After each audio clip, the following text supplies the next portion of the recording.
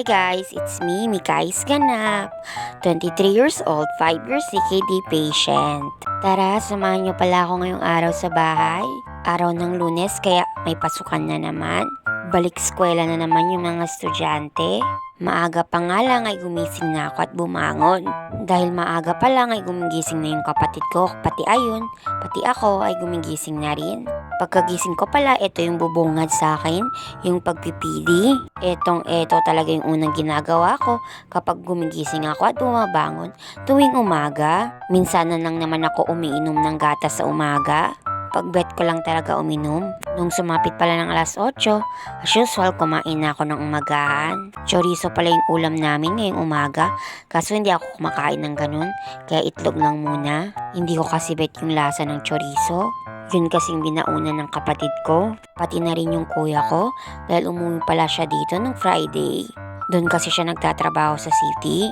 Kaya ayun, naisipan niyang umuwi dito. At kani-kanina lang umaga ay umuwi na pala siya. Dahil nga alas 8 daw yung trabaho niya. Kaya kailangan niyang umuwi ng maaga. At magbaon na rin para hindi na siya bibili. At back to reality pala tayo dito. As usual, alas 12 na pala to ng tanghali. Dahil nga alas 12 na ng tanghali, oras na naman ng PD ko. At eto, niready ko na pala yung solution na gagamitin ko. 2 bag pala ito. Yung isa walang laman, yung isa naman meron. Etong isa kasi dito natin i-drain yung nasa loob ng tiyan. At makalipas din pala ng mga ilang minutong pagde-drain ko dito ay titimbangin ko muna kung may hinahatak ba. At ayun, hinahanap ko pa talaga dito yung timbangan. At ayun na nga, natimbang ko na pala yung first exchange ko ngayon. At kahit papano ay may nahatak naman siya, 200 ml. 1-1 yung nilagay ko sa tiyan ko, 1-3 yung lumabas. Yung 1-1 yun na yung solution, yung 200 naman yung liquid na iniinom ko. Bale hindi na talaga ako nakakaihi. Bale kung ilang ml yung nahatak sa akin, yun na yung ihi ko. 4 na exchange ko kada araw, nakakahatak ako ng 1,000 plus na ml. At after ko palang mag-PD ay kumain pala ako dito ng lumpia.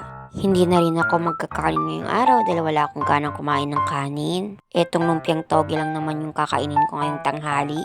Masarap naman siya, lalong-lalo na pag sinawsaw mo sa may suka. At nung sumapit pala ng alas 4 ng hapon, eto napagdesisyonan ko na magputol-putol itong ghost kasi sobrang laki niya. Gagamitin ko pala ito para sa pandressing ko. Sayang naman kasi kapag hindi ko to ginamit.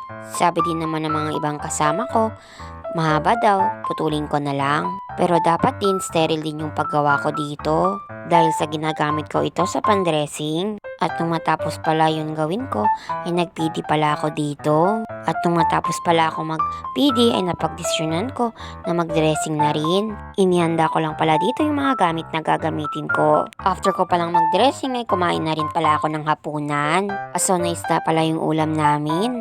At ayun, hinimay na pala ng nanay ko yung isda. Masarap naman pala yung asaw na isda, manamis-namis. At nung magbandang alas 10 ng gabi ay nag-PD ulit ako. Last exchange ko na pala to. Kaya hanggang dito na lang.